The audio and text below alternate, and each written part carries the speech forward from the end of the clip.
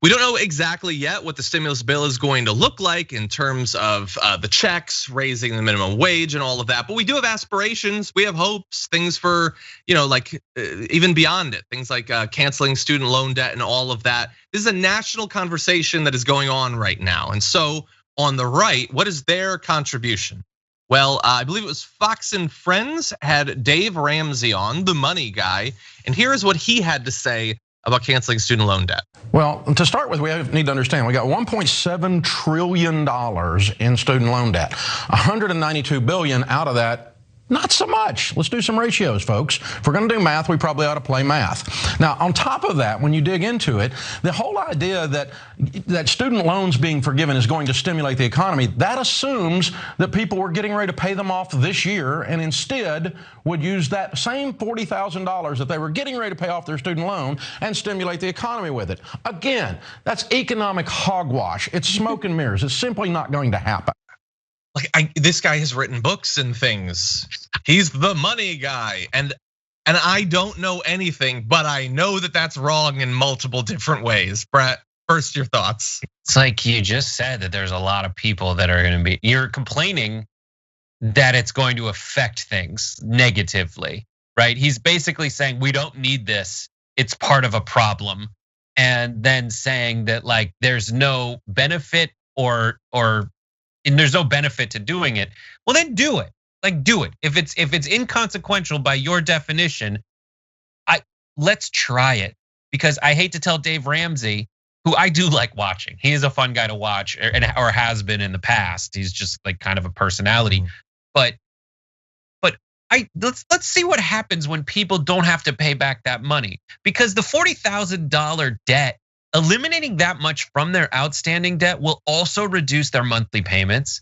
And a lot of the times having that much in your overall debt, as Skip tells me, the director, if I didn't have student debt, I'd immediately buy a car. Like having that much that's another like basic fundamental economic thing for people in their everyday lives. If they have a large amount of debt, they're always paying interest on it. And that's the problem. There are people who complain about having this much student loan debt and they've been paying it for 15 years and the principal still hasn't gone down. Or it's gone up. Or it's gone up, right? The amount has gone up, yeah. Yeah, exactly. It's, first of all, the idea that it's dumb to propose canceling some of the debt because there's more debt than that, when he knows full well this is the portion of the debt that he can unilaterally cancel because it's the federally backed kind, not the private kind. Like if he doesn't know that, then that's crazy. If he does know that, it's incredibly dishonest. And that is like saying, well, that's only a little bit of the overall debt, is in theory an inroads to a conversation about eventually canceling all debt, not to close the door on canceling any of it.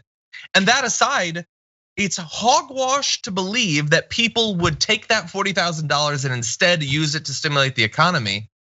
What could you possibly surmise they would do with that money that is likely to happen and that would not stimulate the economy? Honestly, anyone in the chat right now, anyone who's got student loan debt, if it suddenly vanished and instead of the $200, $500, $1,000, more than $1,000 every month that you have to spend on that, what are you stuffing your mattress with the cash?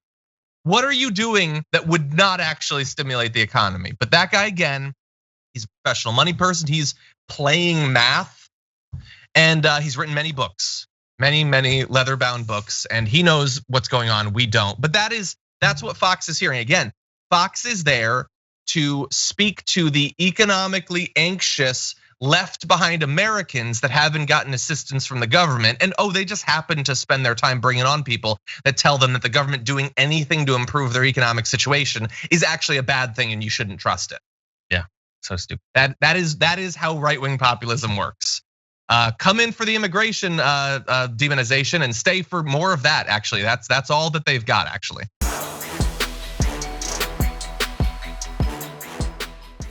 Check out the Damage Report podcast each day, wherever you get your podcasts, whether Pocket Casts or Stitcher or iTunes. You can join me as I give you the news and stories you want, with a range of co-hosts and interview guests jumping in on the fun each day.